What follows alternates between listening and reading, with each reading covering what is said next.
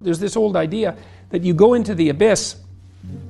It's an idea that you can gaze into the abyss. You gaze long, and what you find in the abyss is a monster. That's the dragon at the bottom of the abyss, let's say. That's Satan himself, for that matter. But if you go into that as deeply as you can, what you find is you find your fragmented father in a comatose condition, in a desiccated and separated condition. And then you revivify that. Well, what does that mean? It means something. It means that if you look in the darkness, you find the light. That's one thing it means. And that the light really stands out against the darkness, but that the light is to be found in the darkness. So that's a very interesting thing. It's a quest narrative. But it means more than that. It means something fundamental. So we know, for example, that if you take yourself out of your current state of predictability and safety, and you put yourself in a new situation, you'll learn, right? You'll incorporate new information. So that's a cognitive issue. But that isn't all that happens. What happens is that new genes turn on within you and code for the production of new proteins. And that happens neurologically. New parts of you turn on. And so the idea is that if you can move yourself out into the world and push yourself out against a maximum array of challenges, more and more of you turns on. And then the question would be, well, what would you be if all of you that could be turned on was turned on? And the answer would be, you would be the resurrection of the ancestral father. That's what you would be. And so that's why Christ says, I am the way and the truth and the life, and no one comes to the Father except through me. What that means is that if you take on the unbearable burden of being voluntarily, then that transforms you into the ancestral father. And that's true. And so that's unbelievably optimistic. It's so interesting because it's dark beyond belief. Well, the world is characterized by suffering and by malevolence of a depth that's virtually beyond comprehension. But if you choose to comprehend that, what you discover in that is the light that destroys the darkness. And that's really something to discover. There isn't a discovery that's more profound than that. That's the search for the Holy Grail or the Philosopher's Stone, all of that.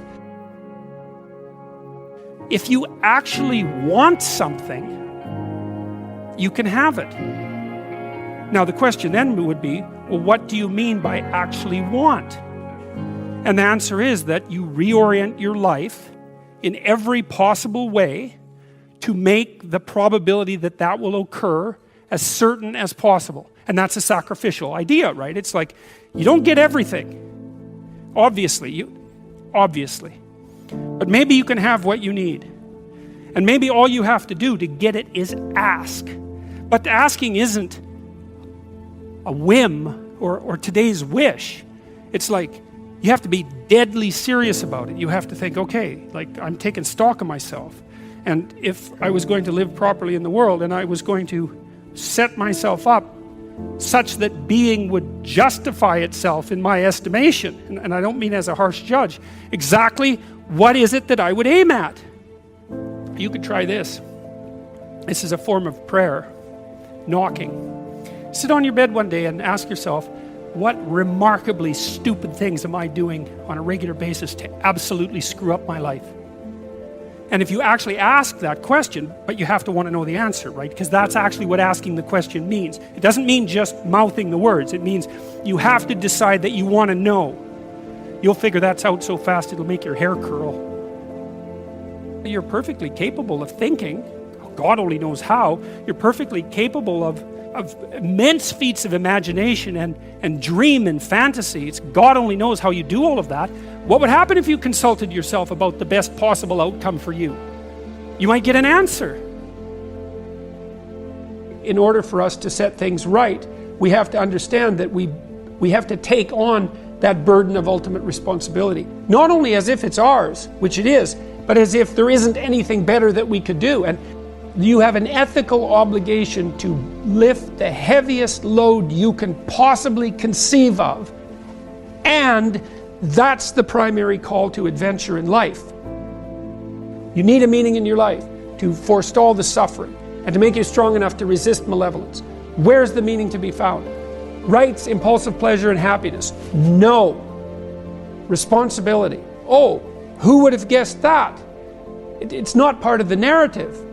what makes life worth living is to pick up, take its catastrophe and embrace it and carry it, and to realize through that process who you are.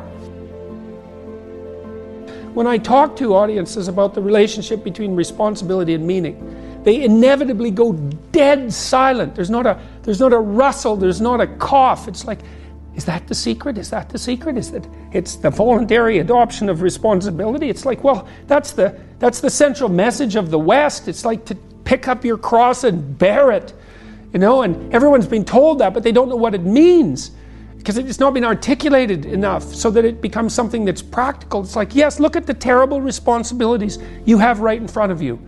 Your family is hurting, you're in trouble, there's problems in the world. It's like all of that's right there, and all you have to do is take responsibility for it, and then you've got what you need. It's something so magnificent that happiness pales in comparison. And so it's thin gruel happiness, and young people know that. They're pursuing hedonistic pleasure, and no wonder. But there's nothing in it that's sustaining, and all it does is make you cynical. It's like, is that all there is? Another one-night stand? Another binge party? And it's not like I have anything in principle, against some of that exuberant, youthful hedonism. Look, the universities have turned into places of parties. Why? Well, because that's what the students find best to do there. Well, that's not good. What you want to offer them is a reason to not party. It's like, no, you got to understand, you come to this class hungover, you're not going to be able to get it. You're not going to be able to write properly. You're going to pay a price for that hedonism.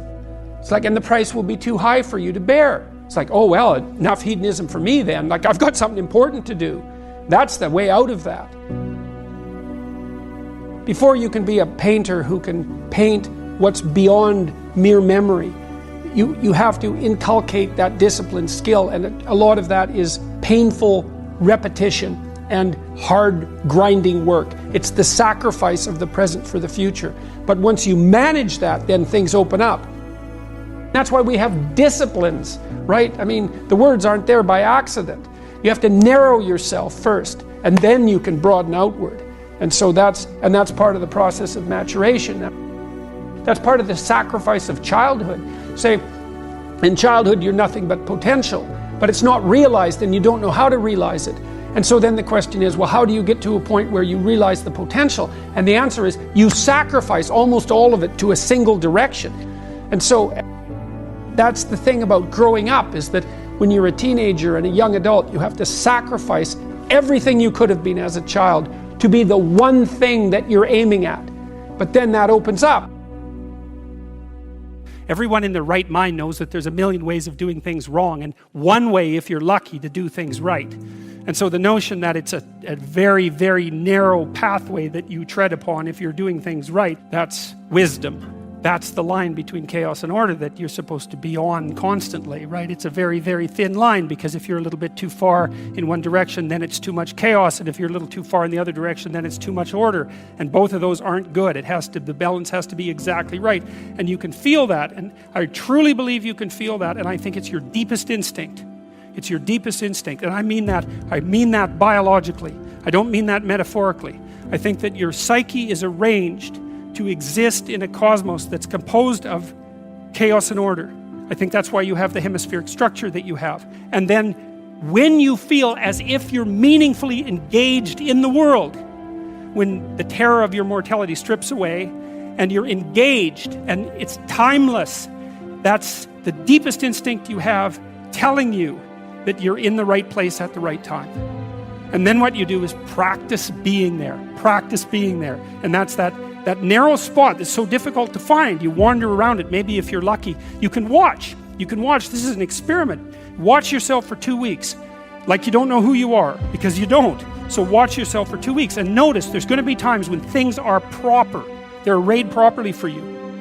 It's not easy to notice, because when they're arrayed like that, you're so engaged, you don't exactly notice, But you'll see, oh, I'm in the right place. It's like, okay, how'd I get here? What am I doing right? you know, how is it that this could happen more often? I'd like this to happen more often. How would I have to conduct myself in order for that to happen more often? And then you practice that, and then maybe instead of 10 minutes a month or 10 minutes a week, it's like 15 minutes a day, and then it's half an hour a day, and then it's an hour a day, and then it's 4 hours a day. And maybe if you're extraordinarily careful, then you get to a point where you're like that a good proportion of the time.